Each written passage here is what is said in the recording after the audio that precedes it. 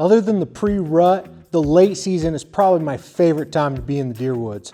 And that's because bucks that have survived the rut, well, they are worn down and they are back on those food cover patterns. You've had the whole season to kind of learn the property where you're hunting. You know where those bottlenecks and pinch points are between food and cover. Now it's time to move in. And you got a really good shot at seeing a shooter buck during daylight hours.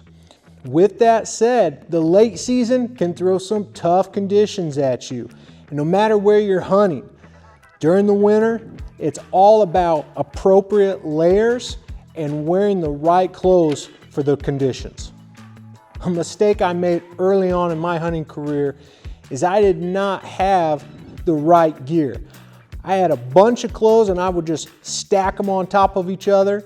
You get real bulky, and what happens is, as you add those layers, especially as a bow hunter, when you go to draw, they bind up on your elbow and in your shoulders, and that can really affect your form.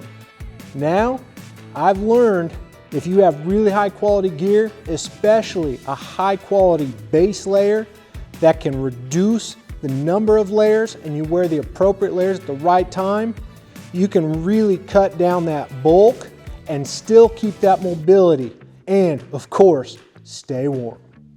During the late season, the two pieces of gear that I'm really looking for is a quality base layer and a windproof top. Thlete Outdoors has a great base layer.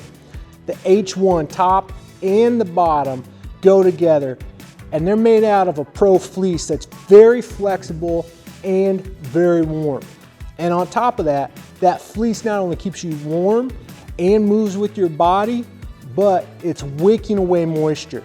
Having a base layer that wicks away moisture is critical. If you're walking in very far to hunt your blind or stand, well, you can sweat, especially if you're trying to bundle up, preparing for sitting out in those cold conditions for several hours. So having a base layer that wicks away that moisture so it doesn't sit on your body, and once you get in that stand or blind, you start really chilling, that's what will really make you cold. So you've got to get that moisture away from your body, away from your skin. And that's why a base layer that wicks away and dries quickly, well, that's going to go a long way in getting you through the entire hunt.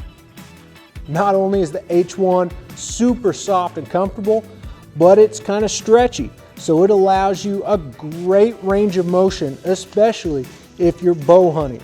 You can pull that bow back and you're not even going to notice anything binding up. A lot of base layers sit really, really tight to your skin, and you can sometimes feel that tension.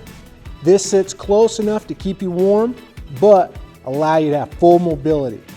Thlete pays attention to the details, and it may sound like a small thing, but it goes a long ways during cold conditions. The H1 has an extended tail, and that allows you to keep that tucked in, and your base layer is not going to come up, right up, and allow heat to escape. That's going to help keep you warm during your entire hunt. Having a good base layer that manages your body temperature, wicks away moisture, well, that's key. Depending on the conditions, I might be throwing on another mid layer, but definitely on the outer layer during most of the late season hunts, I'm going to be wearing a windproof jacket, and that's where the Kodiak comes into play. The new Kodiak jacket is made out of Berber fleece, and man, is it warm. It stops that wind, but still allows you to be able to breathe, monitor that body temperature, and being that Berber fleece, well, it's real soft. You're up in that tree during the late season, you're hugging real close to trees, you're not going to be scratching or making any noise rubbing on those trees. It's going to be soft and quiet while stopping the wind. It's also got hand muff pockets, which during the late season, when your hands can get cold, it's great just to stuff your hands in a pocket. Trying to sometimes fight and get them inside with, even if you got big gloves on, get them in individual pockets, that can be tough.